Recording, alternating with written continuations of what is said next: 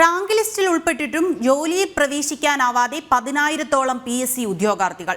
Civil police officers പരീക്ഷയിൽ വിജയിച്ചവർക്കാണ് ഈ ദുർഗതി. അർഹതപ്പെട്ട ജോലിക്കായി സെക്രട്ടേറിയറ്റിന്റെ പടിക്കൽ തീപാറുന്ന വെയിലിൽ സമരം ചെയ്യേണ്ട ഗതികേടിലാണിവർ.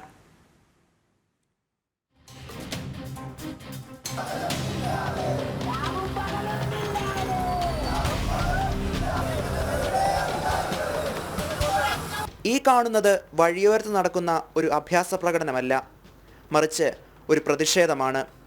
PSC പരീക്ഷയിലും കായികക്ഷമതാ പരീക്ഷയിലും വിജയിച്ച് മികച്ച റാങ്ക് നേടിയിട്ടും ഭരിക്കുന്ന സർക്കാരിൻ്റെ അനാസ്ഥ ഒന്നുകൊണ്ട് മാത്രം തെരുവിലേക്ക് ഇറങ്ങേണ്ടി വന്ന ഒരു പറ്റം യുവാക്കളുടെ പ്രതിഷേധം.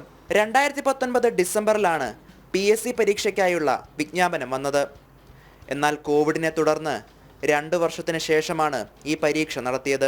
7 മാസങ്ങൾക്ക് ശേഷം നടന്ന കായികക്ഷമതാ പരീക്ഷയും കഴിഞ്ഞ് 2023 ഏപ്രിൽ 13-നാണ് റാങ്ക് ലിസ്റ്റ് വന്നത്. എന്നാൽ ലിസ്റ്റിൽ പേര് വന്നവർക്ക് പോലും ജോലി കിട്ടാത്ത അവസ്ഥയാണിപ്പോൾ. 21% ആൾക്കാർ 3000 പേരെ മാത്രം അവർക്ക് മതിയെങ്കിൽ പിന്നെ എന്തിനാണ് ഈ 10,000 പേരെ റാങ്ക് ലിസ്റ്റ് ഇട്ടത്? എന്തെങ്കിലും ഒരു ലോജിക്ക് ഉണ്ടാവണമല്ലോ. ഒരു 13,000 പേരെ റാങ്ക് ലിസ്റ്റ് ഇട്ടിട്ട് അതിൽ നിന്ന് 3,000 പേരെ മാത്രം എടുക്കാനാണെങ്കിൽ ബാക്കിയുള്ളവന്മാർ മണ്ടന്മാരാണോ? ഈ PSC പഠിക്കുന്ന ആൾക്കാർ മണ്ടന്മാരാണോ? വർഷാവർഷം നിയമനം നടക്കുന്ന പോലീസ് കോൺസ്റ്റബിൾ തസ്തികയുടെ പരീക്ഷ നടപടികൾ പൂർത്തീകരിക്കാൻ 4 വർഷങ്ങളാണ് വേണ്ടി വന്നത്. ജനറൽ കാറ്റഗറി ഉദ്യോഗാർത്ഥിക്ക് 26 വയസ്സ് വരെ മാത്രമാണ് അപേക്ഷിക്കാൻ പ്രായപരിധിയുള്ളത്.